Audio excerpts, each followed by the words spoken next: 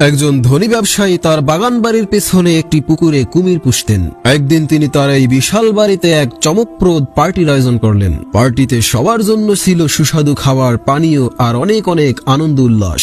খাবার দাবার শেষ হলে পুরনো দিনের মহারাজদের মতো এই ধনী লোকটি মাইক্রোফোন হাতে ঘোষণা করলেন, যে সাহস করে আমার এই কুমির ভর্তি পুকুর সাঁতরে পার হতে পারবে তাকে আমি 1 কোটি টাকা দেব, আর যদি ইচ্ছে থাকে তবে সে পেতে পারে আমার অপরূপা কন্যাকেও। কথাটা শেষ হতে না হতেই পুকুরের পানিতে ঝপাত করে শব্দ হলো। সবাই খেয়াল করে দেখলো এক সাহসী যুবক পানিতে ঝাঁপ দিয়েছে, আর তার পেছনে 3টা বিশাল বিশাল কুমির ছুটছে। লোকটি প্রাণপণে সাঁতরাচ্ছে, যেন তার জীবন বাজি রেখে লক্ষ পানি ছুটছে। সাঁতার কাটতে কাটতে প্রাণের তাগিদে লোকটি শেষমেশ কুমিরদেরকে বোকা বানিয়ে অন্য পারে উঠে গেল।